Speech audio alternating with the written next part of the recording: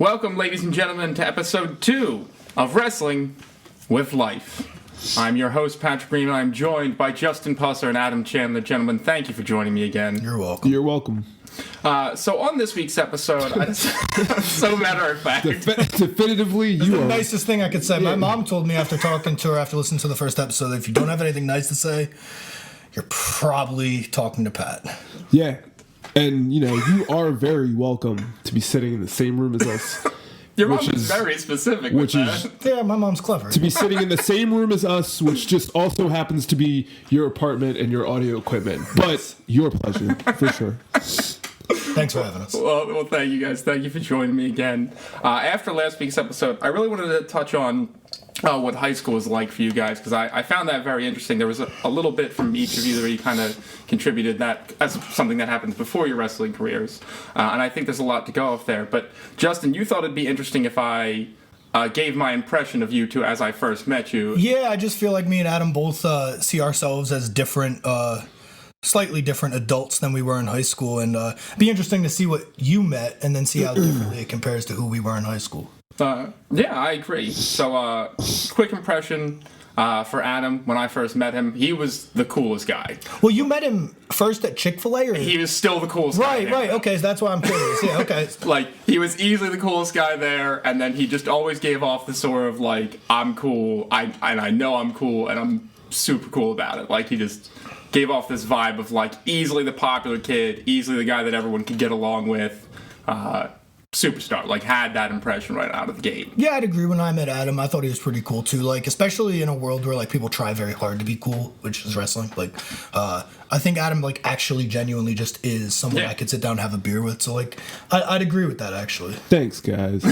Yeah. And Justin, when I met you, I'll be honest, it was a little intimidating at first because you were very quiet at the time. As we've gotten more comfortable talking to each other, you're a little more open with that. But when I first met you, you were very quiet at the time. You were very selective with how you chose to talk to me, but the way you talked to me was always very intelligently.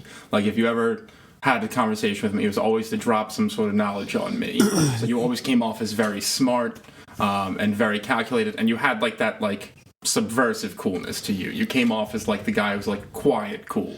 Yeah, man, when I first met Justin, it was the same thing. Like, he was quiet, but he was I could always tell he was kind of like just taking everything in. I definitely didn't think he was like quiet in a weird way at all. Because you got, like, especially in wrestling, like, you got your two types of quiet. You got your like quiet and like kind of weird, like what's going on there, and then you got your almost quiet. like you stay away from it because you can feel that. Yeah, and then you have your quiet, like, oh, he's taking this all in and he's trying to come up with his plan. Like, there's definitely a way people go about things, and yeah, so Justin was very like you said, like cool, calm, collected kind of dude when I met him.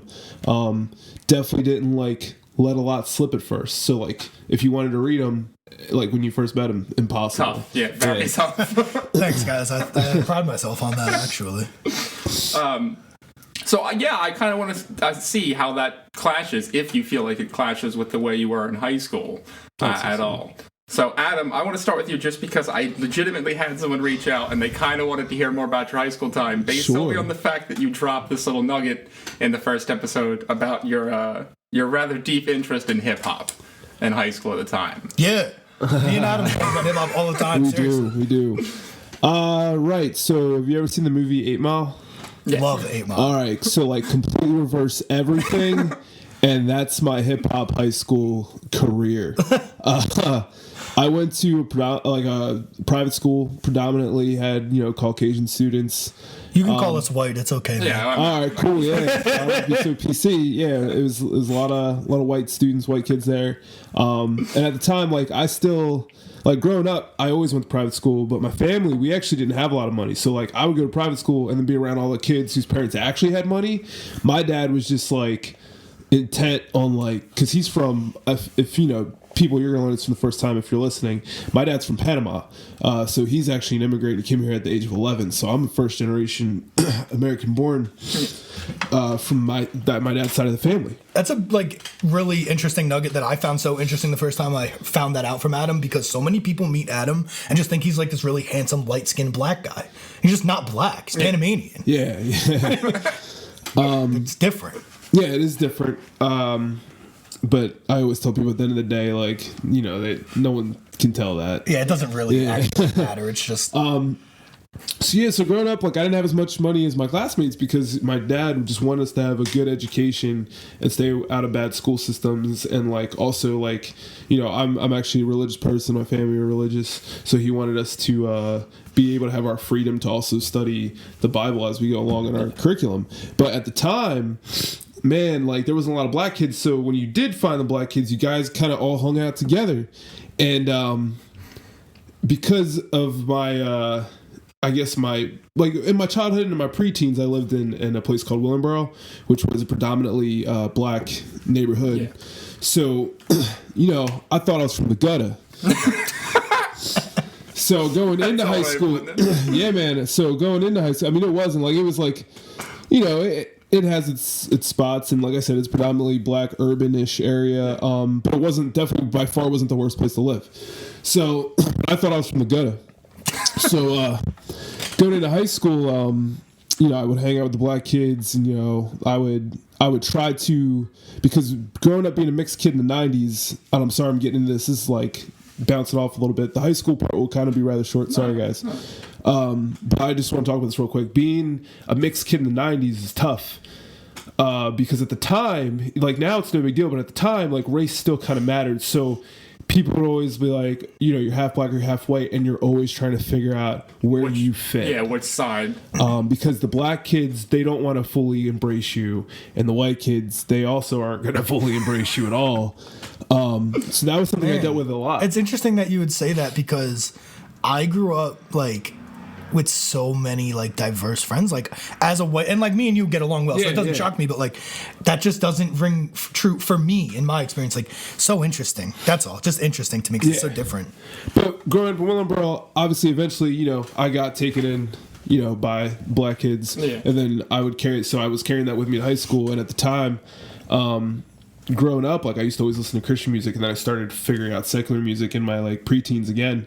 So I was trying to fit this culture that I didn't really know about yet or understand, and a lot of it had to do with my skin color. So my high school experience is very much, I would listen to this, I would like this, I would dress like this because I'm black, and that's what I associated and resonated with. So in high school, the hip-hop thing, I was always kind of into hip-hop.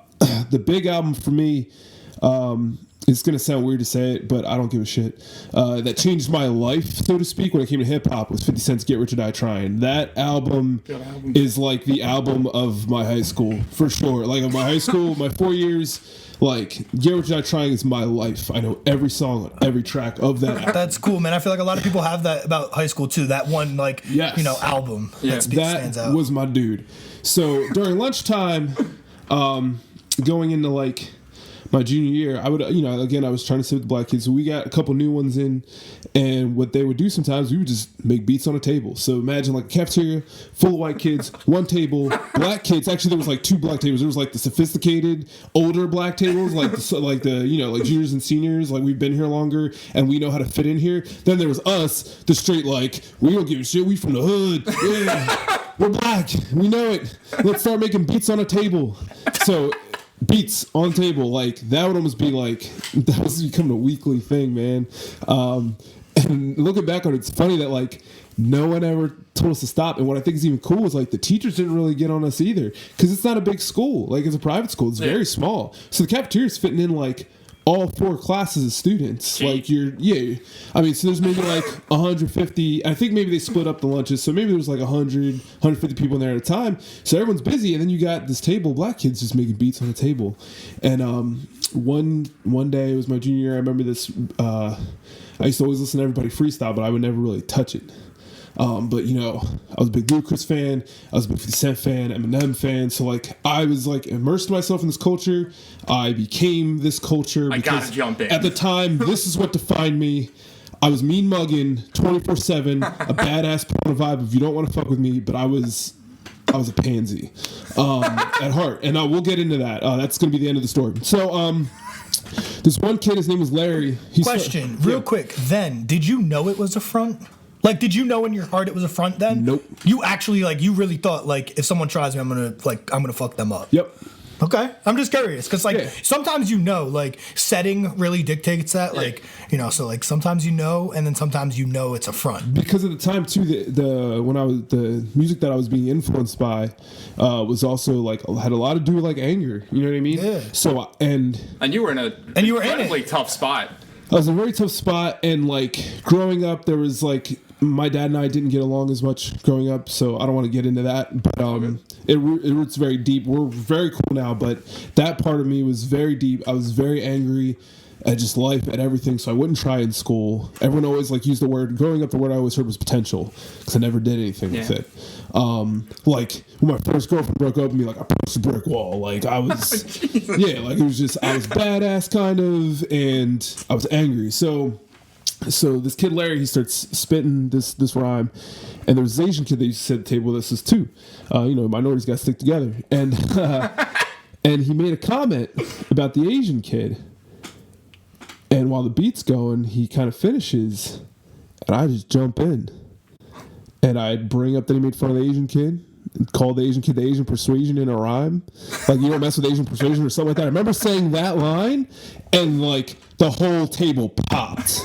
That's cool. Yeah, and, like, I kept going, and then I ended it, and everyone was just like, holy crap, that was amazing. In truth, it may have been the best freestyle I've ever done in my life. I don't think I've ever done one better since then. It was like the heat of the moment kind of thing. I do always make up words and songs. In fact, one thing I like to do is take already popular songs and I change the words when I sing to my 6-month-old daughter. Such a dad thing. So and then like with wrestling, it's cutting a promo on the fly.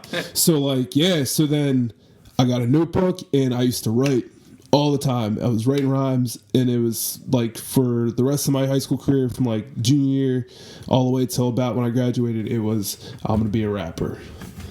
You didn't. So what's curious to me is did you do any sports in high school? I did baseball senior year, and that was only because. So there's like a period like towards the end of junior year going into senior year where I actually am seeing a psychiatrist for a bit, and it really helps me resolve my anger issues. And my best friend ends up leaving my school to go play basketball at a public school. His name's Keith, so you'll probably hear him come up. So I was kind of left with like the remnants of this group, but at the same time that was when I was starting to go through my change a little bit.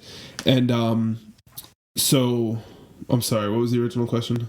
I'm surprised the only thing you did was play baseball. Oh, so then I played baseball because one thing I was trying to work on getting my grades up. I was trying to work on making friends and like being less angry and like trying more things. And the last thing was, oh, well, I want to graduate. I'm going to make sure I graduate this year. Why don't I play sports? So I didn't go through all of high school not playing sports. So I did baseball. That's cool. And I was terrible. No, that's just surprising to me because, again, I see you now and I see you when I first met you. You take him for an athlete immediately. Yeah, like you look like a guy who's like, yeah, in high school, I played football, and just to keep myself up, I just ran track in the meantime. Yeah, we'll find out. I think that's rather ironic later on. Yeah, actually, yep. But I am curious because you said by the end of it, you did sort of realize that it was a front. Last week of senior year, I mean, I was still, kind of thug was my thing. Even like after this incident happens, I kind of stay thuggish for a while, and then we'll get into later how I changed and realized that I don't have to be defined by a stereotype. I want to make sure I get that message out in a later episode, Pat. I went to a party in Pennsauken, and my sister was having issues with this kid, and then there was another guy there, so she like texted the other dude that she was having issues with and was like, well, don't come up here because he's got his friends up here. So this kid brings 6 of his friends to this party in Pennsauken, which is like right next to Camden, right? Yeah. And everything gets squashed, but like it's still, they decide to stick around, and the girl whose birthday is it just lets them stay because she's an absolute moron. So if she ever listens, or anyone who knows her listens to this, I don't even totally remember her name. The girl whose birthday party that was a moron. She lets these people who were coming over with hostile intentions to just stay at her party. So it's a little awkward. Then I go outside. I'm talking to Keith because Keith was there. And this kid comes out and he starts yammering at me, saying that I was eyeing him up, which I wasn't, because this is something I've been working on, is not mean mugging everybody. Yeah. That's when like things start getting a little real, and I don't really want to fight. So I'm not stepping up at all. I'm kind of like, no guys, like, we don't have to do this. Like, I'm starting to realize, like, it's starting to creep in now that This is the realization. This is the realization, and I am not this person. Like, I'm not built for this. Yeah. And well, you're better than it. Keith steps right in, and he was never the thug kid. It was just back off from my friend. We don't have a problem here. And then there were 6 of them. They sneak Keith. I run right in after him. One of them tries to tackle me, but I was a thick kid at the time, so he didn't really get me down. So I remember once I got hit in the neck with a baseball. So since I'm now in a real fight, I used to get jumped all the time, like wedgied in like middle school. But like this was that is also very surprising. Yeah, I got bullied a little bit there, but who cares? But like this was like, oh man, like someone could die. This is what happens in this like neighborhood.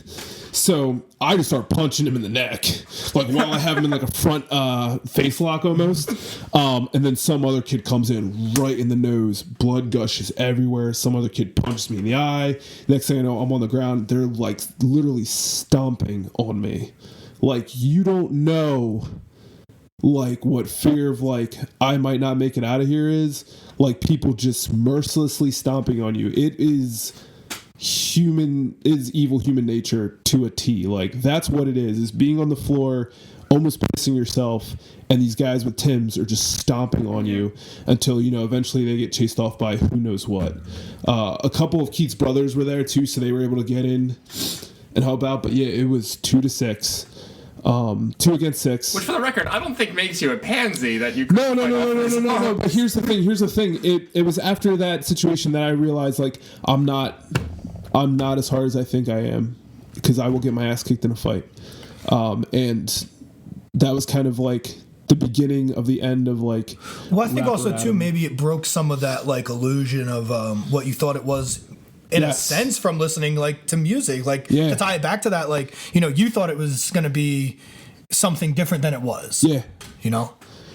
I think the first time you do see that, you kind of know, like, oh, this is what a fight looks like. Like, people don't ever think about what it looks like at the end. No, it's grimy. Like, there's usually like people a little messy. Like, everyone's still kind of angry but tired, and it's a really messy situation.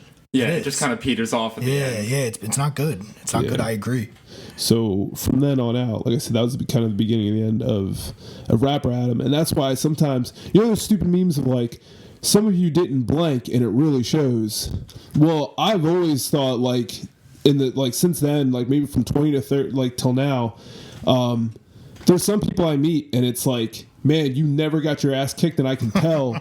But I wouldn't wish human harm on anybody, but some people I'm like, you could use it. See, I think there's a level to it, man. And to that point, like, tying it back to wrestling, because, that's what we do. And it's like, I feel that way sometimes when we get a new trainee. Like, oh, man, you really don't realize, like, what running your mouth, the consequences that could come your way. Yeah. Not saying that I would necessarily even be the one to do that, because I don't, I'm with you. I don't think it's necessary to, like, stomp people when they're, like, on the ground and things. But, like, man, like, some people really need to get slapped in the face and realize that, like, certain times call for certain energies, really. Yeah.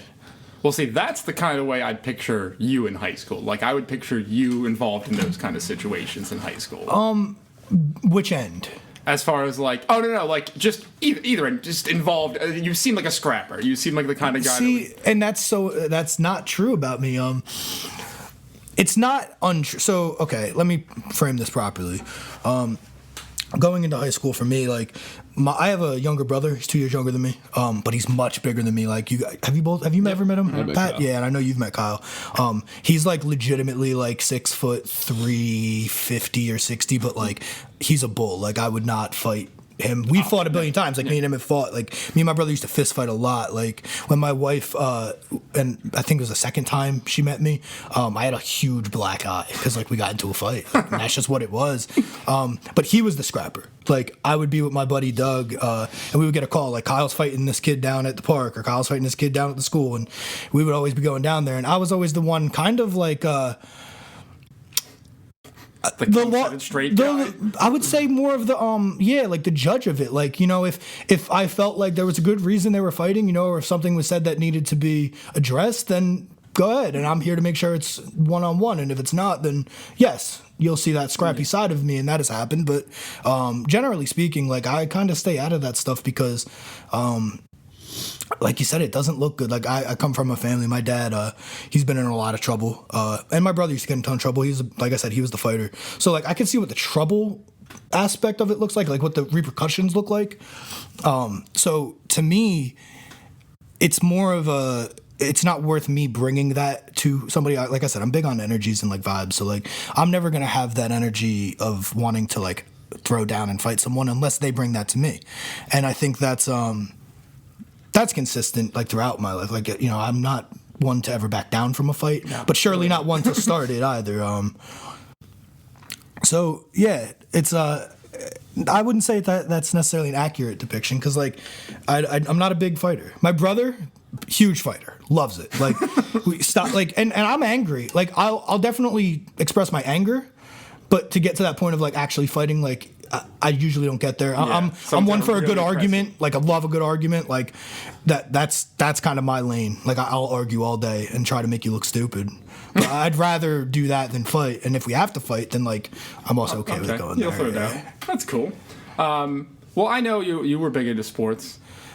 Yeah, my whole life I played baseball from the time some of my first memories. I'm like 2-3 years old, and my grandparents got me this like baseball glove, but the inside of it was like the felt side of Velcro. And there was like a little toy baseball that had the Velcro with like the sharper side on the other. So kids could just like, you could whip it at a child, but as long as they got their hand up, they would catch it. Yeah.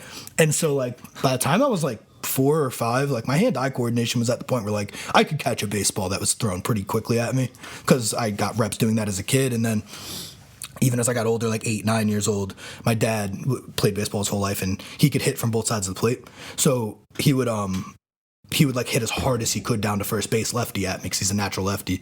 And I got to a point where he couldn't hit it harder than I could catch it. Like by the time I was probably like 9 or 10. That's cool. So yeah, so I mean, like I really was good at baseball. My friend Angelo, who I brought up in the last episode, who went to Wrigley Field with, he was like the only other kid who was like really good at baseball in our town because I come from a small town. Like Jamesburg's 0.9 square miles. Shout out to Jamesburg. Jamesburg's the greatest place on earth.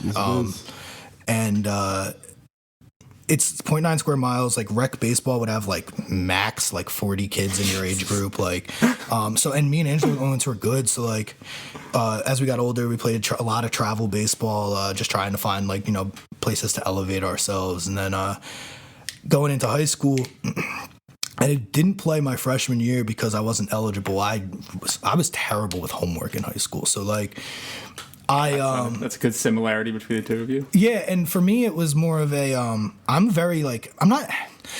I would probably be labeled by a lot of people as defiant.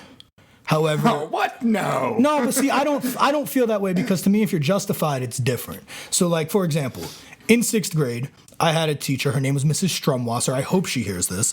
I asked her, why do we have to do homework at home? I just don't understand. Like when I go home, I do different things. Like I play baseball. I played the drums my whole life. So like, not my whole life. That's a ridiculous claim. I probably was from the time I was like 10, 11. Most people would probably still qualify that as your homework. No, but like I don't know. There's kids who are like 4 that can play the drums. Like those kids deserve credit for their whole lives. But I play the drums. I did a lot of things outside of school, and I got incredibly good test grades. Like I would get hundreds on every test. Standardized testing, I was always in the top 1%. I have papers to prove this. This isn't me talking shit.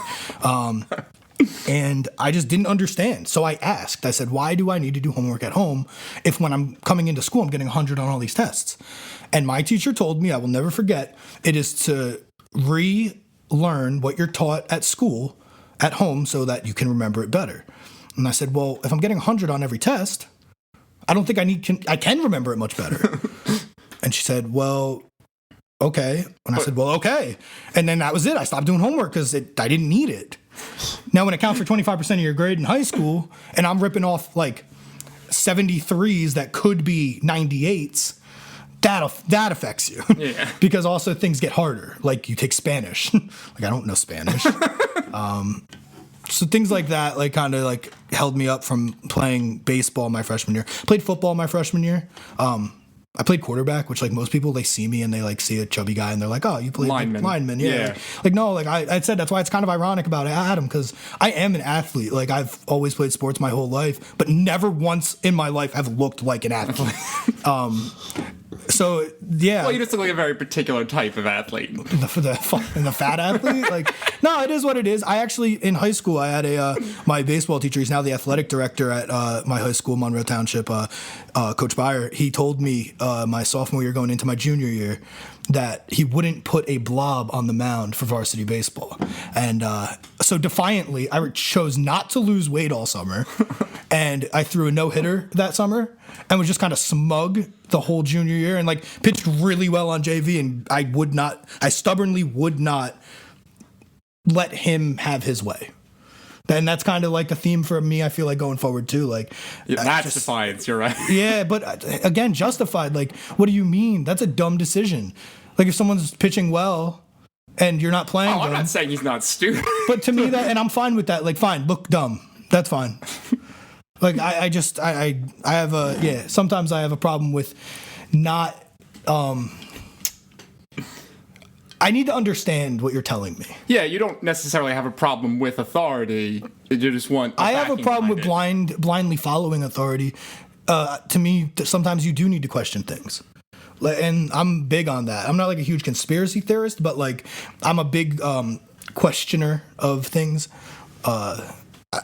I need explanations a lot of the times because to me, that's the only way to learn. Like, if you just accept everything as is, how are you learning? How are you learning how not to do it? Why not to do it? When not to do it? You're not learning those things unless you ask and question. So you got along great with every teacher, didn't you? Teachers always wrote pleasure to have in class because I was very engaging. I could help other kids learn differently maybe than they're teaching. I was doing half their job sometimes. I mean, but I definitely did drive some teachers nuts because some teachers didn't have answers for things. I had a teacher in third grade once, swear to God, Mr. Recht, coolest teacher ever. He gave away smiley faces and you can use them to buy like Super Nintendo games. Like if you just did good work. Like he was like way on top of his game. Teacher was a lot he was awesome. Yeah, third grade was the coolest.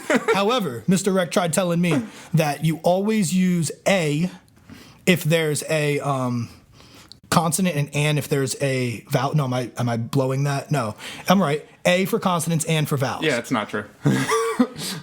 But if you say like a hour, that's wrong. It would be an hour, even though it's a consonant. Yeah, it's because it's the sound, not the letter. Actual letter. Yeah. And I pointed that out in third grade, and I'll never forget him being like, "Well, that's not going to help other people remember it, though." And I'm like, "Yeah, but it's also not right. Like you're helping me misremember it." So I mean, yeah, I was that kind of student for sure. Oh. That's funny. I enjoy that. All right, we already hit 25 minutes. We're doing a hell of a time here. So I think it'd be curious if you two could tell me how you think I was in high school. In high school? Well, first let's do our first impressions because that's what Pat did. They'll probably. Your story out. Man, yeah, I'm good. Like high school.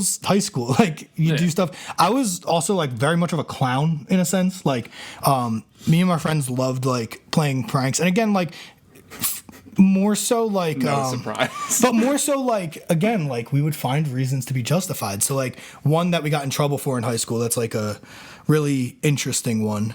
In our high school, we had probably like 2,000 to 3,000 lockers, and like people would dummy lock their locks a lot. You know what I mean? By like not clicking it all the way, but it would be in the lock like hole, I guess you would say. Does that make sense to you guys? Yeah, no, I got you. Okay, so picture the lock looks like it's locked, but it's not pressed down all the way. Well, people would leave their locks like that in their lockers all the time. And I thought that was stupid. Like, you're not actually doing anything. So me and a couple of my friends, two of my friends specifically, we made it a point to like any lock that was left like that, like we tuck it. And we just tuck it. Because you got penalized if you lost your lock at the end of the year. So our idea was like, well, we're going to teach everyone a lesson. Like, you guys are going to pay that damn 25 cents and you're going to learn. Who's only helping? I was trying to help. So we got like, I'm not exaggerating, I think it was upwards of 250 locks. And like one day someone like saw them all in my locker as I opened it and like ratted on us, and like we got caught and we had to like, they tried to make us pay for all the locks, and I was like, I said to the I guess it was a vice principal at the time. I was like, you guys don't have the combinations, like the numbers, like that's your fault. Like I was gonna give all these back to you guys at the end of the year and show you how pointless they are, but I mean, I think you proved how pointless they are. Like, you know, and you can't even do shit with it. And like, so that, I mean, that was something that like we definitely, like we went through, like, yeah, we stole a bunch of locks. But like, it was fun. I don't know. We did dumb shit because it was high school and it was fun. Yeah, man, there's not really much. I have a ton of stories from high school. And like I said in the last episode, you know, the end of my high school career ends with, you know, I drop out to help take care of my grandmother. I get my GED. Something I don't talk a ton about. I actually go back.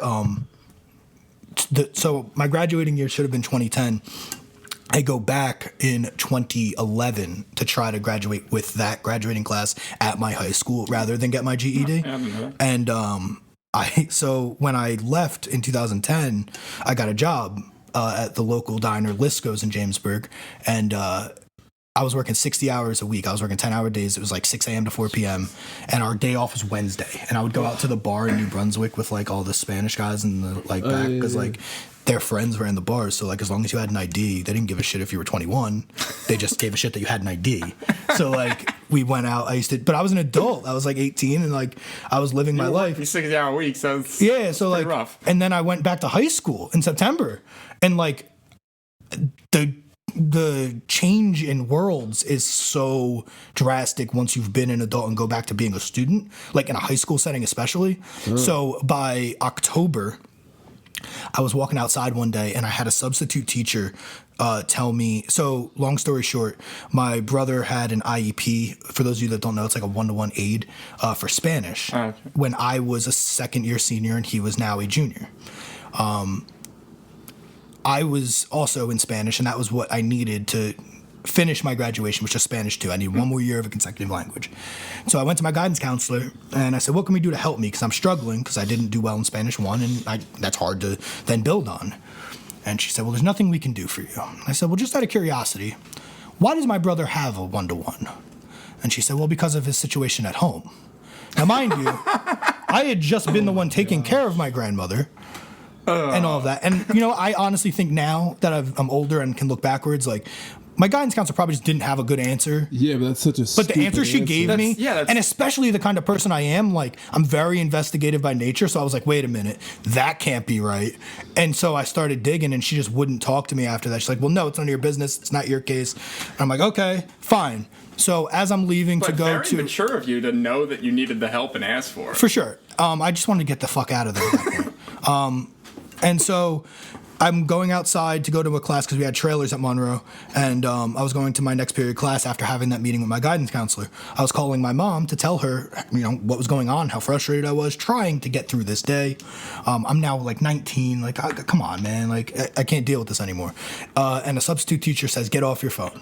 And I said, I'm calling my mom. I'm not calling a friend. Relax. I'm not even in class. It's in between classes. Like, I'm going off at this point, but calmly. Yeah. And he says, get off the phone or you're going down to the vice principal's office. And I said, fuck you. And that was it. My mom was on the phone. She's like, all right, hang up, Jim. Like, hang up. Like, I'm like, no, fuck this guy. I started, cursing up a storm. He took me into the office. The vice principal asked what happened. I told him the whole situation that I just explained. And he's like, well, what are we going to do? I got to suspend you. You can't talk to people like that. And I was like, just give me the papers, man. I'm signing out. I can't keep doing this. And I left and got my GED a month or two later. Like, that's actually how it played out at the end there.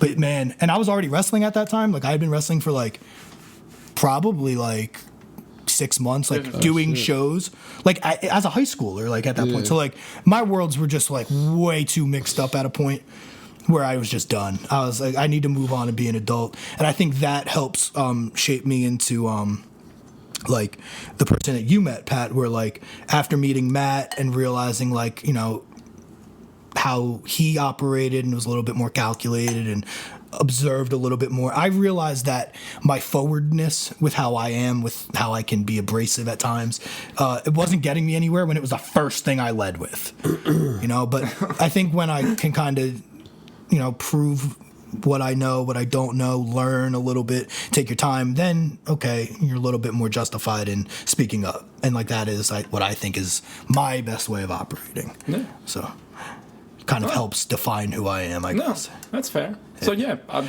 But back to Pat. My first impression was that he sucked. I remember you coming to the back after. So you did a little gimmick where you were managing, I believe it was CJ, and correct. he was working with Chris Dace. Yes. Love Chris Dace. Shout out Chris Dace. yeah. Awesome man. Listen, he was one of the people that listened. Hey, cool. He's a cool guy. I played in a Madden tournament for Chris Dace last year. I got my ass kicked, but Dace, if you're listening, I want back in. I want my team again, and I want to do this. He thing. was really It's fun on. to wrestle with. Actually. Yeah, Dace is a good dude. But I remember, no, the truth, honestly, as I'm thinking about it, Pat, I remember you caring. And to me, that's a huge deal because, especially on a card where, like I was saying last week, you need the structure to be filled out properly, and the people who were writing the shows at OTW filled them out properly.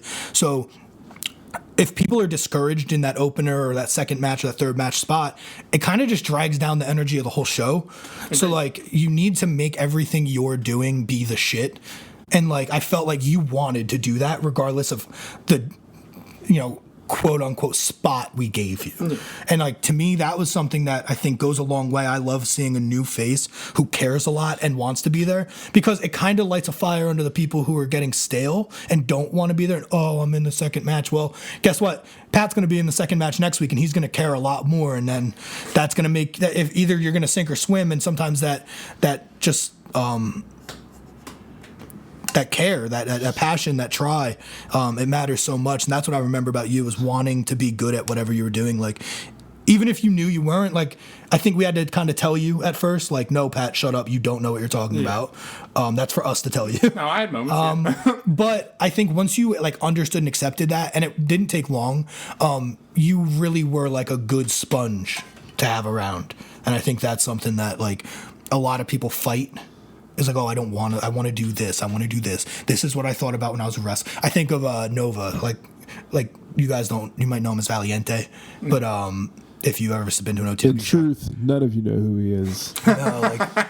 But he wanted to be like Firehawk Nova when we first met him. Best name. And I'm like, what the history of wrestling. fuck is For the wrong? record, my mom did listen to the first episode, and she knows about Valiente because of the whole thing I did where I one time was Valiente. Why are we going to make him sound like a big deal? Oh, he's not.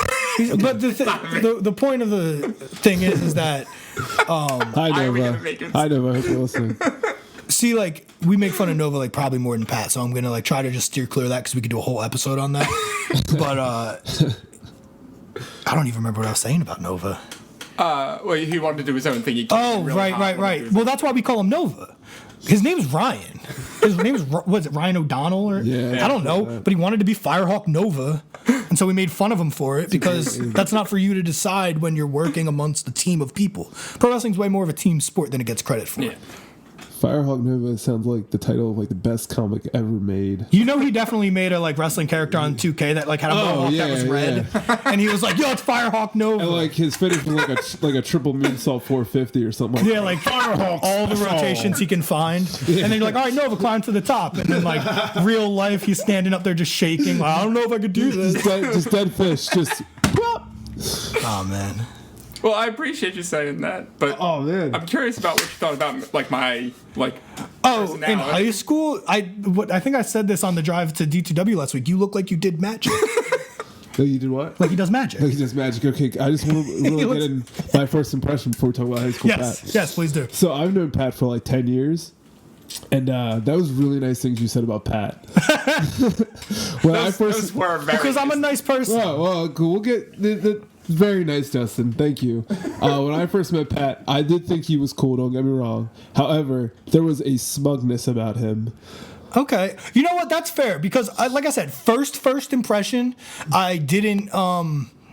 Like I said, I am a little standoffish, but some of the first interactions I had with Pat, I had to be pretty. Like I had to kind of be a dick. I had to be like. Because I needed Pat came that, in, though, but yeah. Pat came in. So, and this is a really good picture for like people who maybe want to get into the wrestling business. Pat came in thinking he knew a lot about wrestling, and like that's just. And it's not that you don't like what you know is just different than what the wrestling business is. Like if you're a fan of the wrestling business, that's cool, and I support that. But you don't know the wrestling business. I knew nothing. Like you just don't, and like I know that because I sat around Matt Bourne and Marty Jannetty and people who knew this shit and just observed and learned from them. And I realized how little I knew. And like that really opened my eyes as I then started to hear people with such conviction talk about the business that they actually didn't know about. And you just, I mean, I'm not singling you out. You're one of many, but you came in with like well, no, this is what a heel would do, or no, this is what I would say. And it's like, okay. And then I would have to give you the counter to all of those situations for you to understand why that's a bad idea. And then I think it really starts to open your eyes to, yeah, one of the best things you ever did for me was turn to me one time and say, what if I told you no? What if I told you you couldn't do that? What would you do instead? That has become immensely helpful because I use it in other ways in life now too, because it really does make you think when you're just assuming like, oh, well, they're obviously going to say yes to this, to be told no, what would you do if I said no? It really makes you go, right. I don't know.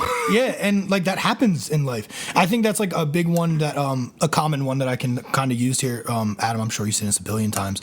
Like with promos in wrestling, a lot of the times like people say, "Oh, that guy sucks." That guy. So I'm gonna kick his ass. It's like, all right, just this simple like concept of if you win, you beat nobody. If you lose, you lost to nobody. You lost to somebody who you deemed sucked. So what does that say about you? I heard Jerry Lawler talk about that on the Steve Austin show, and it blew my mind. It's just it was the first time I ever heard it. It was the first time I ever heard it, and I was just like, man. But it makes so much sense. We've been doing this wrong the whole time. And it's so simple, like, and there's so many other ways to go about it. Like, I know he was a friend of mine, so it's gonna sound biased, but watch Doink promos from 1993, like, because that's when Matt Bourne was Doink. But like, he does a really good job of like separating who he is, who the person he's wrestling, why they don't suck, but still making himself sound better. And like all the best promos can do that throughout time. Jake the Snake, WrestleMania, I think it's 6, is like my favorite promo when he works DiBiase. It's the greatest picture painted you'll ever hear. The Muck of Avarice. Oh my God, such Great a good. promo. He paints such a good picture about greed and who the $1 Million Man as a character is, and like incredible. If you're a fan of like good promos and you want my opinion, like that one, watch that one. I agree. Yeah, and I think that was something you had to learn, especially as a manager, though. Like, there's so much more to what this is than what you thought. Oh yeah, in. it's wildly different. So Pat was smug. Yeah, certainly smug is the point. Yeah, smug. He definitely seemed like somebody who thought he was smarter than you, like the person meeting him. I still liked him. I thought it was cool. Like we didn't have long interactions when I was working at the Chick-fil-A, but they'd be brief. He seemed like a cool guy, so I had no problem. Like like I said, I would throw him some freebies his way if even if he couldn't drink them because he was allergic to strawberries. Exactly. Like a real pussy. I hope that the fruit in the world doesn't die down and all that's left are strawberries. Well, that's natural selection. Like if you would have just led with natural selection's going to get Pat first. Oh, well then we would have just been good there. Or more than just strawberries. Right, for sure. That's what I'm saying. Like survival of the fittest, zombie apocalypse happens, you're going down, bro. Like if there's a bald eagle swooping down here and getting one of us 3 at this table right now, it's Pat. If it's like a giant bald eagle swooping down, picking the bones of skinny Pat over there. Yep, you're the first. Done. Out. So yeah, back to his smugness. Yes. So yeah, when I first met him, he definitely came off, and I think this was 10 years ago. You've changed a lot since then, so that's why it was cool. That because I think Justin meets you almost at like a halfway point of our relationship, Pat. So probably is, yeah. So I think it is good. I think that you've changed a lot since then. But when I first met you, there was definitely like a smugness and like a smartness about you. I now realize that you're just a dork, and that's why. But I also am a dork. So but I realize now that you're just a dork, and that's a lot of it's just coming from. I will not jump on that train. No, don't please. Justin's the coolest dude around. I don't think I'm a dork. No. I like dorky things sometimes, but like not a dork. No, you're not. Yeah, I'm not insulting Pat. The first thing I said when I came into his apartment was, "I saw Captain Marvel last night." Well, thank you. I appreciate that. No, you're. So what were you like? Did you do magic? I did not do I did not do magic. No, I did not. I did do. I would say. I could see you being the guy who like. Not only do you do magic, but you do it poorly, and like you try to make people at your lunch table watch. But like, to like great '80s music or something. Yes. Yeah. Oh, I have to comment on this about the lunch tables real quick. 2 things. One, I like people that know me will probably like make a comment if I don't say this. I also rap. Yes. Like This is where I'm the odd one out, guys. I'm sorry. Yeah, like, well, again, not all of us can be, me and Adam. Yeah. However, Multifaceted. for sure, like, I love writing. I'm a big writer. I did sports writing in high school. I have like awards from Columbia University. I used They to have a draw. journalistic thing there. Awesome. I wish I could draw. I am the worst at drawing, but yeah, I used to. I Give also you a did, run for your money on that. I trust me. also did rap. So like, I feel like if I didn't comment on that, it's like Yeah. someone would be like, "Why didn't you say anything?" Because Adam raps. So no, yeah, if you're like an agent out there, just two super multifaceted superstars. That's us. Two right very now. handsome guys. Too. Yeah. Very marketable. Damn straight. Another thing I did in high school that like I remember weirdly, in at lunch we would have like the big plastic trays, and at lunch when the bell would ring and everyone would have to go to class, there'd be like 200 trays and one janitor to clean them all. Wow. And I thought that was bullshit. So what I did was I would help him clean up all the trays, especially at my table, and like take them all to the spot that need to be. And then when a teacher would give me shit about being late to class, that's when I'd open up. I'd be like, no, I want you to look at everyone in the classroom who didn't help the janitor and talk to them about this, because this isn't a me thing, this is an everyone thing. And like, yeah, that's kind of the person I am too moving That forward. is the Justin Yeah, I that's expect. definitely That's the Justin I expect. And I wasn't the only one that helped. Some of my friends helped as well. Shout out to those people, mostly Jamesburg kids. Just saying. I didn't do magic. Sorry to disappoint you. But I did do things that I would qualify as nerdy. I did mock trial. Mock trial is probably fun. I don't even know what that is. I could see you. Super fun. Mock trial is kind of like I don't know. You explained, but I didn't do it. It's fake court cases. Oh, You so get- it's you like get- you're like make Judge two Judy with no cameras or something.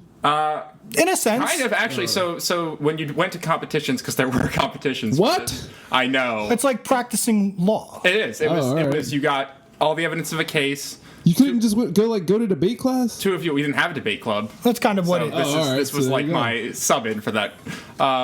Each team had two lawyers. See, I feel like I and would have 3 enjoyed witnesses. that actually. I don't think that's that dorky. It was super fun. It was like So there was a time in high school where I was also in therapy, like Adam was, and I was in just a very bad way. It was like the only thing I did consistently throughout high school. Even when I was having those things, I still made time to go do that.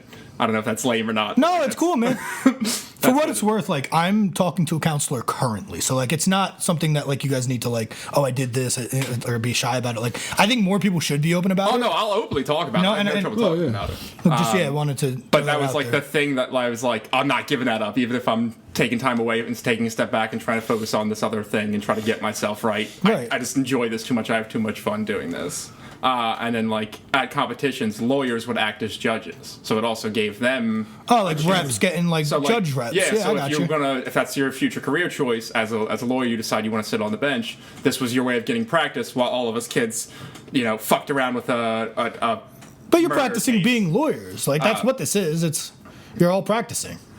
which was fun. I did DECA, which is the Distributive Education I Clubs know of what America. DECA is. I have friends that did DECA. I hate them. DV.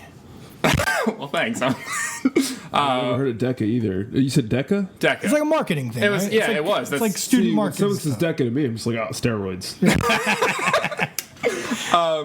I was super into business. It's like the only electives I took in high school. You were guaranteed at least one elective every year, and I always chose a business one for some reason. I don't know why, because when I was younger, I thought I was going to be a lawyer, and then I was doing mock trial, but for some reason I just always was latched onto business. So I did that, got to go to Nationals senior year in Louisville, Kentucky, which was the lamest Nationals there was, because the year before was Orlando, and the year after was Los Angeles, and I got... What year did you graduate? I graduated 2010, when you would have graduated. And the year after was where? The year after was Los Angeles. I wonder if that's when DV went. or it might be DV, like- somebody I lived with. I lived with a couple of my buddies when they were in college, and he was a big DECA person. Or it might have been vice versa. But either way, I was sandwiched in Louisville between the two. And no offense Gotcha. to Louisville, but also it's mine. There's nobody listening from Louisville, I promise. And if you are, we're sorry. And like, if you are, like, maybe like tell us how we know you or how you found this. Yeah, that'd be fun. I played a variety of sports, but I never really found one I latched on to. What'd you play? I played football. I did track. I played ultimate I frisbee. can't picture you playing football at all. bro. Were you I- the kicker? No, The holder? admittedly, not a great kicker. That's why I never played soccer, because my foot-eye coordination, I guess would be, is Yes. is awful. Your long legs had no power behind them. Yeah. Useless. I wish I was as tall as Pat, by the way. Like, Pat, how tall are you? I'm 5'9", 5'10". How tall are you? I'm 6'2", 6'3". I don't know. I Jesus, haven't what a measured. waste. Can we switch? Damn. My mom will tell you, like, how coordinated I am now is still shades better than when I was younger. I would fall and, like, crack my head open on a daily basis when I was a kid. See, and it's really, it's kind of crazy because, like, I feel like growing up in Jamesburg, like that small town thing, I was so well-rounded. Like, all these things that you're, like, labeling as, like, weird or, like, dork, like, we all in Jamesburg did all of these things. Like, when there was a play, guess what? Everyone was in it because there's only so many kids. So, like, you're not the weird play kid. You're just one of the kids. Yeah. So, like, by the time I went to high school, I had been in band and played drums. So, like, I didn't think marching band kids were that weird because I knew how to play a drum. Yeah. And, like, all of those stereotypes, like being an athlete, being that, I was a journalist and I wrote, like, you know, articles. So, like, all these things that, like, you label, like, oh, I did DECA. Like, I took a sports marketing class because that was fun to me. Like, I don't know. It's weird how some people will, like, label those things and I just kind of don't see it that way. It's just for my high school, for what the